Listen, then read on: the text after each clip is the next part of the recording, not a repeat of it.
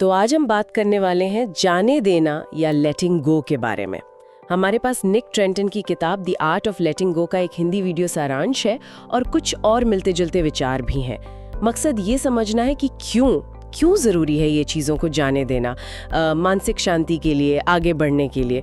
अक्सर हम कोशिश करते हैं ना कि सब कुछ अपने कंट्रोल में रखें, पर वो हो नहीं पाता और फिर स्ट्रेस होता है ना? हाँ, बिल्कुल। और इसी को कहते हैं मतलब नियंत्रण का भ्रम।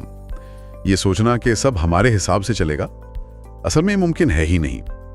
तो सफर यहीं से शुरू होता है, ये मानने से कि भाई कुछ चीजें हैं जो हमारे बस में नहीं हैं। जैसे अब बारिश हो रही है, उसे हम रोक तो नहीं सकते। हाँ, छाता जरूर इस्तेमाल कर सकते हैं। तो जो बदल सकते हैं उस पर फोकस करें और बाकी को स्वीकार लें। यही है शांति की तरफ पहला कदम। सही बात है।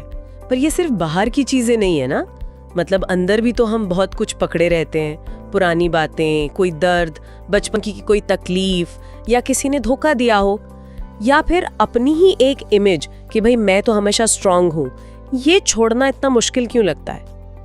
मुश्किल इसलिए लगता है क्योंकि हम कहीं ना कहीं उन तकलीफों से या उस पहचान से खुद को जोड़ लेते हैं। पर देखिए, पुराने घावों को पकड़े रहेंगे तो वो नए जख्म बनाते रहेंगे, हम आगे बढ़ ही नहीं पाएंगे।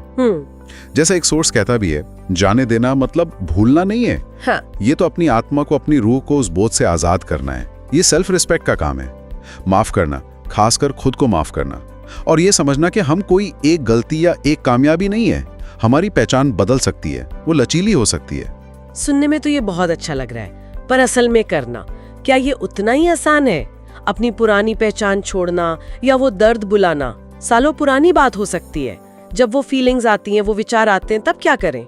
हाँ, मुश्किल तो है, लेकिन एक तरीका है जो काफी कारगर हो सकता है। बिना जज किए ऑब्जर्व करना, मतलब अपने ख्यालों को, अपनी फीलिंग्स को बस देखना। जैसे नदी बह रही है और उसमें पत्ते बह रहे हैं, आप बस किनारे पे खड़े देख रहे हैं। आप उन्हें पकड़ नहीं रहे, ना ही उन्हें अच्छा या बुरा कह रहे हैं, बस देख रहे हैं। अच्छा, मतलब अपने ही विचारों से थोड़ी दूरी बनाना। इंटरेस्टिंग है ये।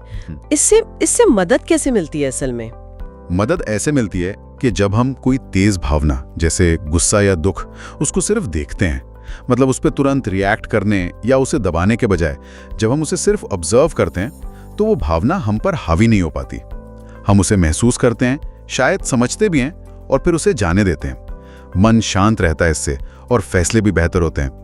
और इसमें छोटी छोटी चीजें मदद करती हैं, जैसे माइंडफुल ब्रीदिंग है, या कुछ लिख लेना, जर्नलिंग जिसे कहते हैं, या बस बाहर प्रकृति को देखना। या पता नहीं लोग क्या सोचेंगे, ये आती कहाँ से है ये सोच? अक्सर ये पुराने तजुर्बों से या सीखी हुई बातों से बन जाती है। पर अच्छी बात यह है कि इसे बदला जा सकता है। हमारे दिमाग में एक कमाल की चीज होती है, न्यूरोप्लास्टिसिटी। मतलब दिमाग नई राहें बना सकता है, पुरानी बदल सकता है। तो तरीका यह है, पहले उस विश्वास को पहचानें, फिर सवाल करें, क्या ये सच है? क्या सबूत है? कोई और नजरिया हो सकता है क्या? फिर उसे पॉजिटिव बातों से बदलें। और हाँ, सबसे जरूरी, उस डर के होते हुए भी एक्शन लें, कदम उठाएं। सही है। तो नेगेटिव विश्वासों को चैलेंज करना। और कभी कभी ऐसा भी होता है कि दिमाग में बस बहुत शोर होता है, बहुत सारी बातें एक साथ चल रही होती हैं, जैसे कोई कमरा बिखरा पड़ा हो। उस हालत में क्या करें? हाँ, वो होता है। उसके लिए ब्रेन डंपिंग एक बहुत अच्छी टेक्निक है। मतलब जो भी दिमाग में चल रहा है, चिंताएं, ख्याल, काम, सब कुछ बस एक कागज पर लिख डालिए। इससे ना दिमाग एकदम साफ हो जाता है, नेगेटिव फीलिंग्स निकल जाती हैं, ओवर थिंकिंग कम होती है। रात को सोने से पहले करें तो नींद भी अच्छी आती है। आप बस फ्री राइटिंग कर सकते हैं, या लिस्ट बना सकते हैं, या माइंड मैप जैसा कुछ। अच्छा, और मान लीजिए हम किसी मुश्किल सिचुएशन में हैं और एकदम से भावनाएं हावी हो रही हैं, तब तुरंत कुछ करने के लिए, थोड़ा हटकर सोचने के लिए कोई तरीका है? हाँ, बिल्कुल। उसे कहते हैं सेल्फ डिस्टेंसिंग। मतलब उस स्थिति को ऐसे देखना जैसे आप खुद उसमें नहीं हैं, बल्कि आप अपने किसी दोस्त को सलाह दे रहे हैं। खुद से पूछना, अपना नाम इस सिचुएशन में क्या करता या क्या करती। इससे हम एकदम से भावनाओं में बह नहीं जाते, थोड़ा रुककर साफ सोच पाते हैं। इसमें भी जर्नलिंग मदद करती है, या बस कुछ पल रुककर गहरी सांस लेना। और ये हमें पुराने अनुभवों को भी मतलब ज्यादा हेल्दी तरीके से प्रोसेस करने में मदद करता है। एक और चीज है जिसमें लोग अक्सर फंस जाते हैं, परफेक्शनिज्म, कि सब कुछ बिल्कुल परफेक्ट होना चाहिए। इस चक्कर में या तो काम शुरू ही नहीं होता या कभी खत्म ही नहीं होता।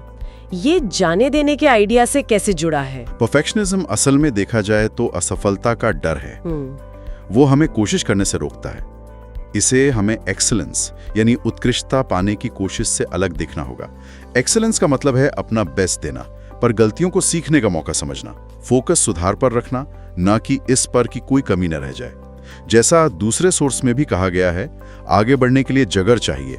उन उम्मीदों को या उन लोगों को छोड़ना पड़ता है जो हमें वहीं रोक रहे हैं। तो कुल मिलाकर हमने समझा कि कंट्रोल का भ्रम छोड़ना, पुरानी तकलीफों और पहचानों से खुद को अलग करना, भावनाओं और विचारों को बिना जज किए देखना, नेगेटिव सोच को बदलना, दिमाग को साफ रखना, ब्रेन डंपिंग से थोड़ा दूरी बनाकर सोचना, सेल्फ डिस्टेंसिंग से, और परफेक्शन के पीछे भागने के बजाय ग्रोथ को चुनना, ये सब जाने देने की कला के ही हिस्से हैं। बिल्कुल सही। और जाते जाते बस एक ख्याल छोड़ना चाहूँगा सबके लिए कि ज़रूरी नहीं कि हर जाने वाला इंसान या हर छूटी हुई चीज़ एक नुकसान ही हो। कभी कभी जाने देना खुद के लिए चुना गया सबसे बड़ा सुकून होता है। तो इस पर सोचिएगा ज़रूर कि आज ऐसी कौन सी एक चीज़ है जिसे आप जाने दे सकते हैं।